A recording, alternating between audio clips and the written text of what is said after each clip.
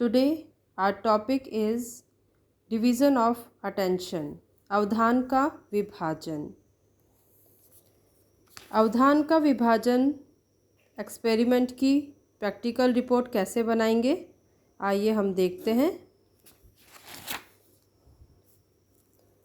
अवधान का विभाजन practical report. सबसे पहले उद्देश्य, अध्ययन करना कि दो कार्य मौखिक व मानसिक एक साथ करने पर प्रयोजक की कार्य क्षमता पर क्या प्रभाव पड़ेगा। परिचय, परिचय में आप अवधान के बारे में लिखेंगे, अवधान क्या है। परिभाषाएं, 4-5 परिभाषाएं सफिशिएंट है। अवधान के प्रकार, ये सब आपको मिल जाएंगे किसी बुक में। अवधान की विशेषताएं,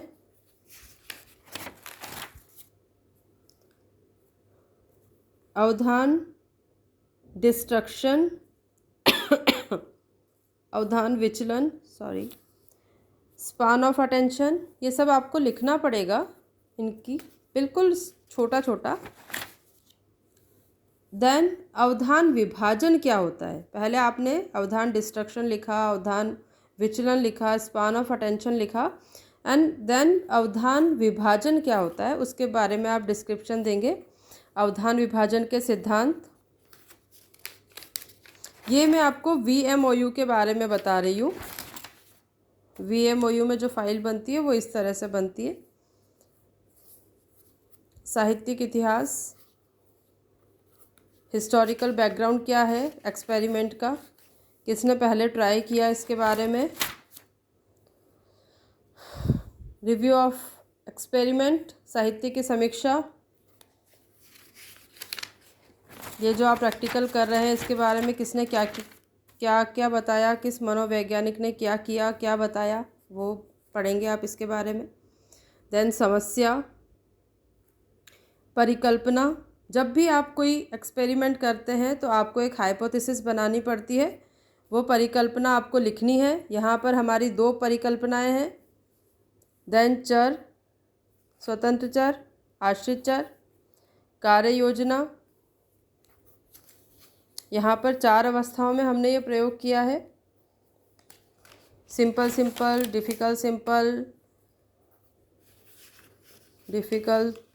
सिंपल डिफ़िकल्ट और डिफ़िकल्ट डिफ़िकल्ट, उसकी डिज़ाइन है।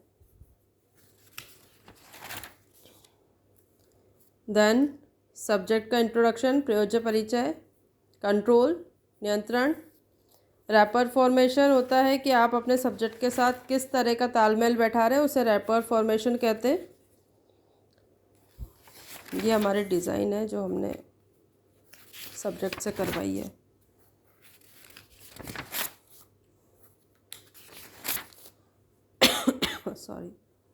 निर्देश, आप अपने सब्जेक्ट को क्या क्या निर्देश देंगे वो आपको लिखना है। देन एडमिनिस्ट्रेशन, प्रक्रिया क्या होगी आपके प्रयोग को करने की। उसके बाद अंतर्दर्शन रिपोर्ट, पर्यवेक्षक रिपोर्ट, इधर मैंने गणना की हुई है, जो मूल्यांकन इधर किया है उसकी गणना इधर की हुई है। ये गणना, इधर जो मूल्यांकन किया हुआ है उसकी गणना इधर की हुई है। देन डिस्कशन ऑफ रिजल्ट, जो हमारी फर्स्ट हाइपोथेसिस थी उसका डिस्कशन है। मैंने सबके बारे में अलग अलग लिखा है।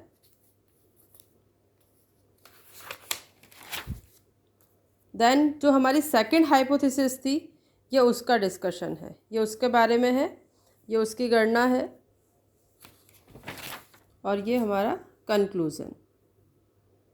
इस तरह से आप अवधान का विभाजन की प्रैक्टिकल रिपोर्ट बनाएंगे। और ये VMOU के बारे में है। VMOU में प्रैक्टिकल रिपोर्ट इसी तरह से बनवाई जाती है। आपको बहुत हेल्प मिलेगी इससे, तो आप